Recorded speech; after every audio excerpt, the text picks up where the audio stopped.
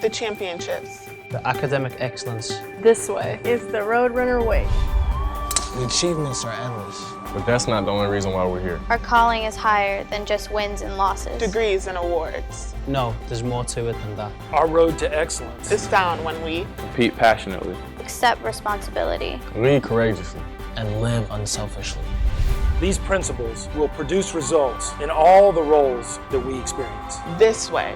Is the Roadrunner way. And that spirit lives in all of us. Whether you're on campus, Or part of the larger Dalton community. excellence is not achieved alone. We're all in this together. This way. Is the Roadrunner way. Come with us. This way. This way. This way. This way. This way. This way.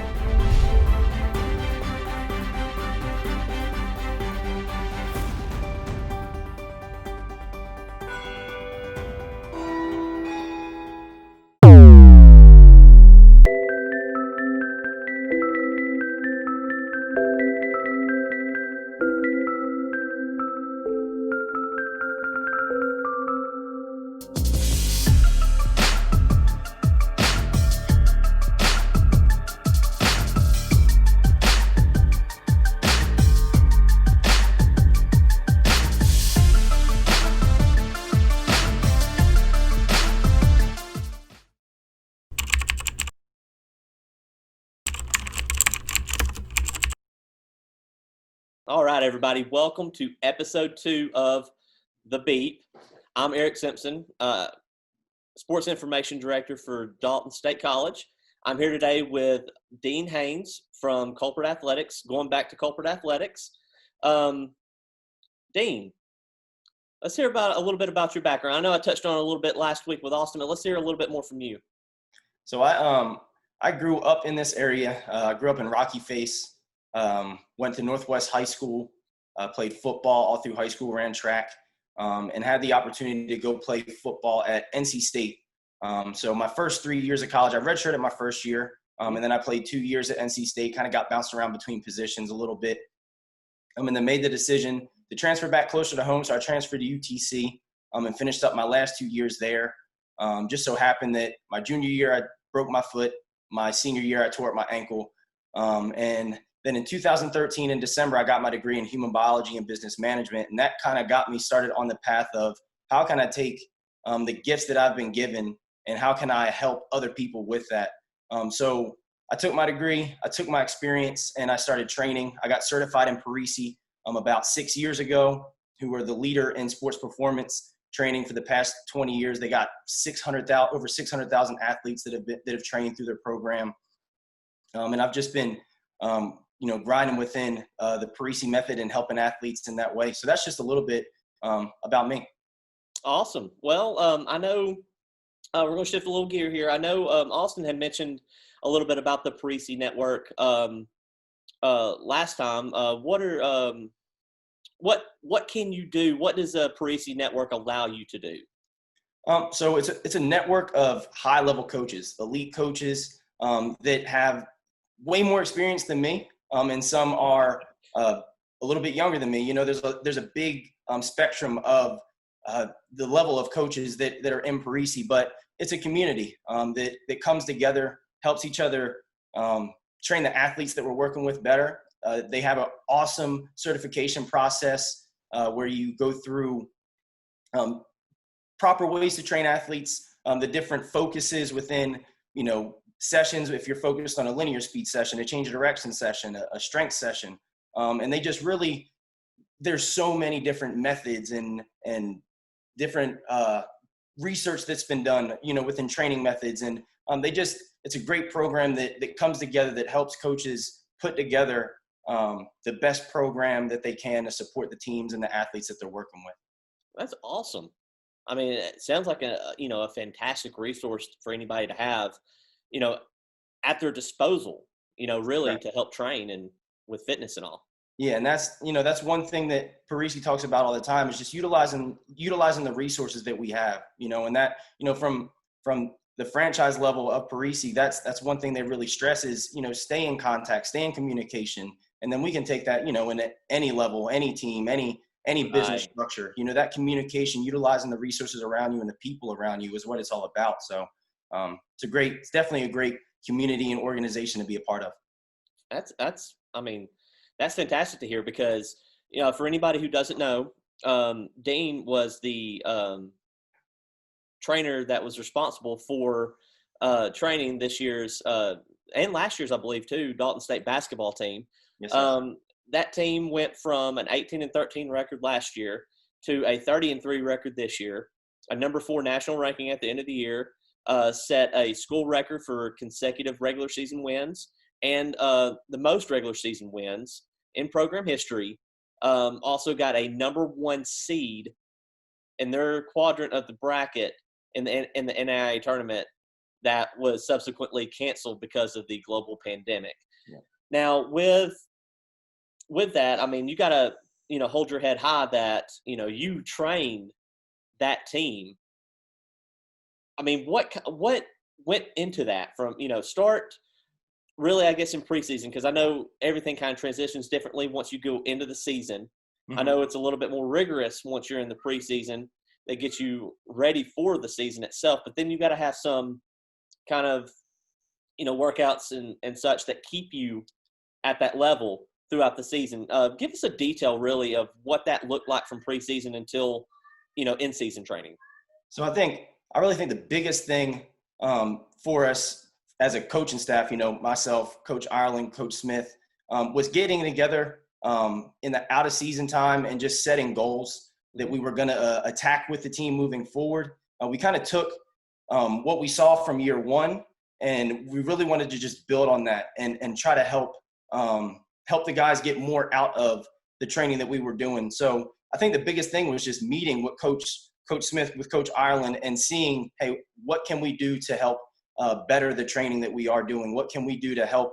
What can I do, from my perspective, to deliver better training to the guys? So, we did some out of season training in this last spring where we set some goals just based off body weight standards. So set a goal of, hitting around 1.5 times your body weight in a back squat, 2 times your body weight in a deadlift, and then 1, hitting your body weight in a push press, and always stressing with the guys to just build and increase the weight slowly over the time that we are lifting. Like, I can't stress enough how important technique is over how much the athletes are lifting. It's all about the quality of the movements. And, like I kind of hit on within my athletic career ending with injury, it's all about keeping these guys healthy. They're already great athletes, or they wouldn't be at the point that they're at.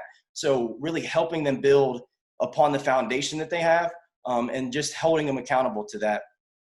So just being honest with them, positive in the sessions, and just seeking to serve the best way that I can for each athlete individually, because they are a little bit different, and they all, move a little bit differently. So just helping each athlete individually, and then having Coach Ireland and Coach Smith back and support me every move of the way, and having the plan that we set, beforehand, just to stick to. So preseason,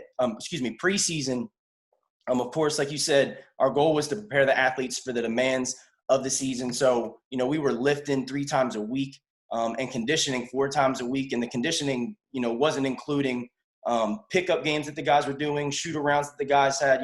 They were working. I follow a lot of the guys on Instagram, and they were posting, on their stories, the times that they were shooting outside of our training times. And, they were really putting in the work to make sure that they were ready for the season. So we did that for about 8 weeks leading into the in-season training. And then in the in-season training, like you said, our goal was to continue to improve, but also make sure that we're recovering from the demands of the season. The athletes have a lot on their plate, from practice times to, meeting times to class times to homework. There's just so much in their schedule. So, we want to make sure that we're training them to keep improving, but at the same time, structuring sessions where we're just focusing on recovering the body, helping with any, soreness that they may have, stiffness that they may have, things of that nature, just to help them recover. So we kind of regressed to 2 times a week in season, where 1 session, with plenty of recovery time, of course, before the game in that week, we would hit it a little bit harder. We would move submaximal loads and work on moving the weight fast. And we would pair that with body weight explosive movements. So like a box jump or a broad jump or a lateral broad jump, just to get the guys firing. And then on our more mobility center days, we would focus on foam rolling, unilateral presses or squats to work on just proper movement patterns, making sure, there's no weakness in supporting the knee or in supporting the hip, and everything works in a chain. So if there's a weakness in the hip, their knee's at risk. If there's a weakness, in supporting of the knee, the ankle is going to be at risk. Everything works in alignment. So just making sure that from a foundational standpoint, the guys were sound, strong, stable on both sides of their bodies. And we just did that all the way through the season. Coach Ireland held them accountable and made sure that they were always going to work on that. And the guys came in, and like I said, I was honest with them. I would tell them straight up, hey, I know you're tired. I know we're all tired. Coaches are tired, but we got to make sure that our mindset is making the most of the time that we have, utilizing this session and focusing, we say 1% every day at Culprit, focusing on that 1% today. How can we make the most of this time that we have? And the guys did that, and their record and their season shows that. So. And one thing that I don't think a lot of people realize is this wasn't like, on a lot of these occasions, it wasn't, a meet at 3 p.m. These are some of these were 5 a.m. workouts. Yes. Yeah. Conditioning, on the court by 5 a.m. Not lingering onto the court at 5. Like you're on the court ready to go at 5, shoes tied. Yeah. Exactly. that doesn't show just, that shows dedication, on the team, like you were saying, how much did they want it? They were showing that with the, putting up the extra shots, when they didn't have to. Yeah. But, all the players were there on the court, shoes tied, ready to go, 5 a.m. But you were there with them, on some of those occasions from what I hear. So, yeah, and I was thankful to have that opportunity. Coach Ireland, Coach Smith, they put a lot of trust in me, a lot of trust in our program. So I took that serious, and I'm taking that serious because I want to support, I want to help in any way that I can. And to have somebody place that kind of trust in us means a lot. So, from the standpoint of Culprit, we're going to do everything we can to support and pour into these guys and the opportunities that we have. And I wanted to show up anytime that I could, because I wanted to pour into them, and as a sign of gratitude for them giving me that opportunity to pour into the team. So yeah. True. And it lets them know too, hey, I believe in you. Yeah. If we're going through this, and if you're going to do what I'm telling you to do, I'm going to show up and, be there with you, as you do it, not just tell you to do it and then, fly off, somewhere else. I gotta be just as bought in as the athletes got to be bought in order for this thing to really work. So Coach Ireland would always say, we have to be willing to go. We have to be willing and able to go where our opponents can't or won't go. Right. And that just, kept them hungry, kept them motivated to keep pushing on those days where we did feel tired. There were those days, but they really adds fuel to the fire to keep you going. Oh yeah. Yep. All right. So if anybody is interested, Austin mentioned last time, you're going to start with a baseline test, and anybody can come in and get that for free. Yeah. Well, once they come in and get that baseline test, what all is included in that baseline test? And then if a team decides that they want to pick up a training program, what goes into then making that training program from the baseline test? So, our team training structured a little bit different than our individualized training. So for our individual program, we have our athletes come in, do a evaluation where we run them through the 10 and 20 yard dash on the laser. We do a vertical jump test, a 5-10-5 agility shuttle. We do a broad jump. We do chin up test to test relative body strength. We just get baseline numbers so that we can track their progress moving forward from there. And then of course, after we go through the evaluation, we kind of show them, based off of their sport, some of the drills that they really need to be succeeding in, and excelling in. And we show them, maybe some weaknesses that they may have that we can work on immediately to get them progress within what they do, and within their performance, in their field of play. And then from there, we attack. If it's in the speed classes, we switch back and forth between linear speed focus and change of direction focus, and we just alternate back and forth between those two focuses to help the athletes improve. And we retest every 6 to 8 weeks to make sure that we're constantly tracking the progress, adjusting the program if needed, and also showing the athlete the direct correlation between the work they're putting in. For team training, we structure it a little bit differently. So we'll have a meeting with the coaches where we really assess what the coaches need, where we can serve, where we can deliver, the best for that team. In certain cases, we'll just develop a program based off of that conversation. And in others, we have had the conversation, scheduled the evaluation, and then I've built out a specific program based off of the evaluation results that I've seen. So really it comes down to that pre-conversation before we go into that evaluation that allows me to know what I need to build out for that team specifically. But every team is different. Every athlete's different.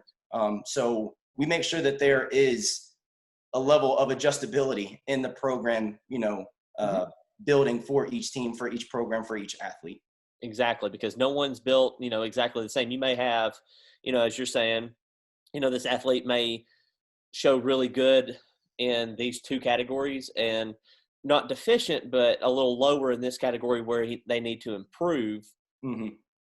And if you have several different athletes on one team that show that one category, at least you can group them together to be able to do this one exercise to help improve them in that category. But then, as a whole, doing team exercises that brings everyone together as well. Exactly. Yeah. I mean, that's fantastic. That's what you look for, a little bit of the team, objective, but an individual objective as well. Yeah.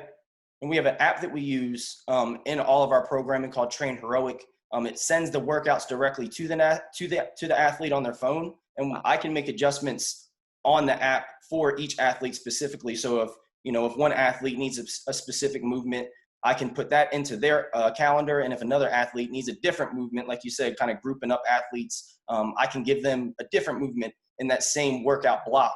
And then we can have, sections in the workout where we come together and we're working as a team. But there's just a lot of freedom, a lot that we can do with that Train Heroic app, which is another resource that we were plugged into through Parisi.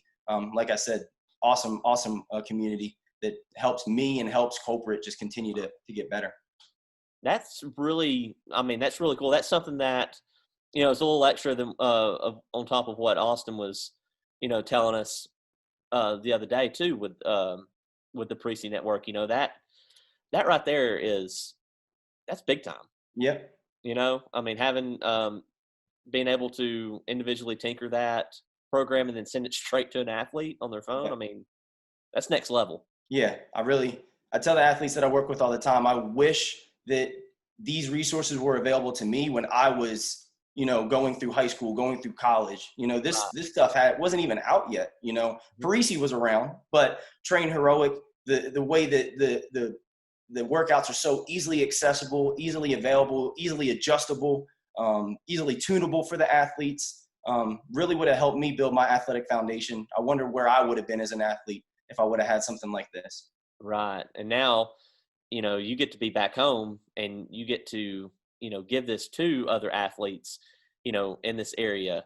Yeah. And, give back to these schools. And that's phenomenal. Yeah. And that's worth more than being able to do it myself. That was one of the biggest things that I wanted to do was I wanted to share the knowledge that God had blessed me with the community that poured into me and helped me reach and achieve the goals that I reached. And, I really did. I got to see my injuries as a blessing in disguise. I didn't really understand them at first when I got hurt, but they kind of helped guide and direct me into a passion that has just completely taken over my life. And I'm just so thankful to be able to pour into the community, like I said, that's poured into me. That's spectacular. Well, I'll tell you, if anybody is interested in, taking advantage of these resources that Culprit has, we're going to have ways to contact Culprit at the bottom of the screen. That way they can get you in contact with Dean to start a program. Y'all are on Facebook, Instagram, Twitter too, correct? Yes. And also have a website that you can go to directly. Yep. Fantastic. And I know, during these different times, y'all are doing a lot of video work and Zoom meetings, as we are doing right now too, keeping people on an athletic plan. Have you seen any growth, I guess, as far as like people trying to sign up now that I guess a lot of people have been sheltered or at home, and need something to do? Yeah, we have had a lot of people tuning into our virtual online workouts. more than expected, to be honest. And it's been awesome to be able to keep people moving. It's been great for me to grow as a coach, having to adjust to not having just equipment around me to use at my disposal, and really having to make use of what we just have, and the biggest gift, just our bodies being able to move. So it's been a big adjustment, but we have had a lot of people tuning in, a lot of people staying consistent. We've been able to keep a lot of our current members connected and in a workout program when a lot of, gyms are shut down, teams aren't practicing, schools aren't doing any kind of events where they're meeting, on campus anymore. Football players can't work out. So the list can go on and on, but we have been able to serve and meet our clients and our athletes where they are. So really been thankful for that. That's awesome. Well, got a question here for you, and then we'll wrap it up. We're going to the quarantine question of the week. Okay. All right. So, Mr. Haynes, your question is, what lifestyle change have you made during the global pandemic? Lifestyle change during the global pandemic. One thing that really just stuck out to me during this time, and it's really something that we need to do all the time, but something that kind of I've been harping to myself over and over again, is just focusing on what I can do, not what I can't do. Yeah. From a standpoint of like hygiene, I better be washing your hands, better be showering. I have been like elbow bumping, people that I know that are okay, just still elbow bumping, being safe in that context. But from a standpoint of things that I have like changed, literally, I'm just focusing on what I can do every single day and not what I can't. And that's kept me moving forward, allowed me to make progress. I got a great staff around me at Culprit that keeps me grounded in things that I'm thankful for every day.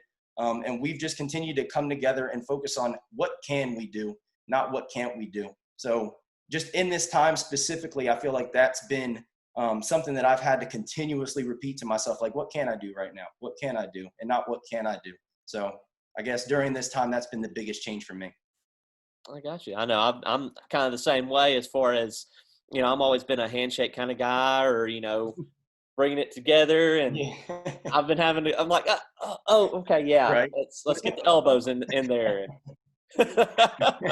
I've done the same thing. So I sense what that has been. It's always that second thought in the back of your mind now. Yeah. All right. Well, Dean, thank you so much for joining us today. Again, episode 2 of the Beep. We're going to have these weekly every Thursday. Also, too, if you want to get in touch with Dean, get in touch with Culprit Athletics, we will scroll that information again at the bottom of the screen. Dean, again, thank you so much for coming on board with us, and enjoyed the great conversation we had. Thanks for having me, man. Absolutely.